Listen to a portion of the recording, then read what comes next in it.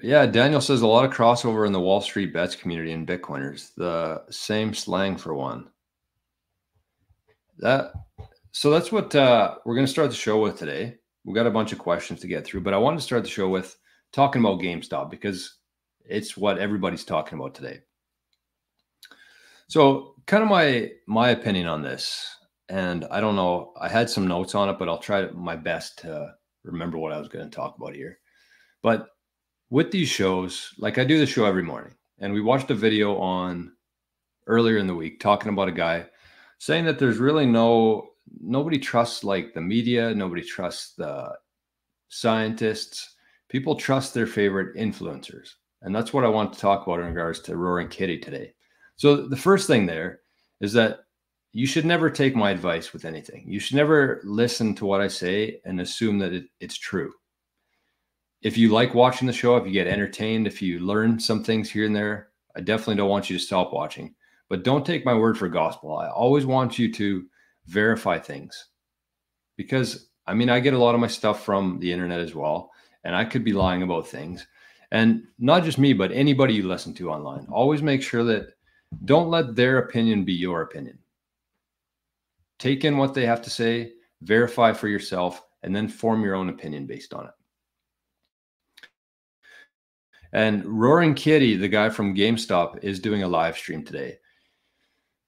And I was thinking about it because if he came on there and he said, GameStop is done, they're going to shut us down, they're going to stop the trades, I want everybody to start buying Bitcoin. You know what would happen there? People would start buying Bitcoin in a very, very big way. But there's a problem with that because this is what would happen. I want you to think through this scenario there. It sounds great. It sounds like we'd have a bunch of new people coming in. The price would probably shoot up and we'd have a really good Friday. But I want you to think about exactly what would happen there. So we're at 71,000 bucks. If Roaring Kitty came on there and said, I want everybody to buy Bitcoin and we're going to screw the system that way. That's what we're going to do. We're going to buy Bitcoin. Instead of GameStop, we're done. That's run its course. We're going to buy Bitcoin. So everybody would go buy Bitcoin. Everybody would be rushing into the exchanges. They'd be trying to get as much as they can. Perfect. The price would go up. We might hit 100. We might hit 200,000, depending on how many people are buying, obviously. But then what? It gets to 100. It gets to 150. It gets to 200. All these people who just got into it today would sell, and it would crash right back down to 70,000 bucks. And what would happen then? Who would be buying that Bitcoin? BlackRock. So as good as that sounds in your head, a bunch of people rushing into Bitcoin, running the price up, they don't have any sort of conviction over Bitcoin. They don't know what they're holding. They have no idea what Bitcoin is.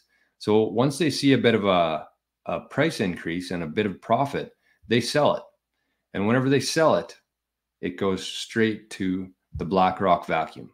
So as good as that sounds, as good as that seems in your head, that's not what we want here. And that's why this is actually going to take quite a bit longer than I think that people really understand, because it's so easy to buy Bitcoin, but the hard part is to understand Bitcoin and actually have enough conviction to hold through those times. That's what keeps people here. And that's what the long-term view of this is. And that takes a while. Think about yourself. How long have you been in Bitcoin? How much time have you spent in Bitcoin?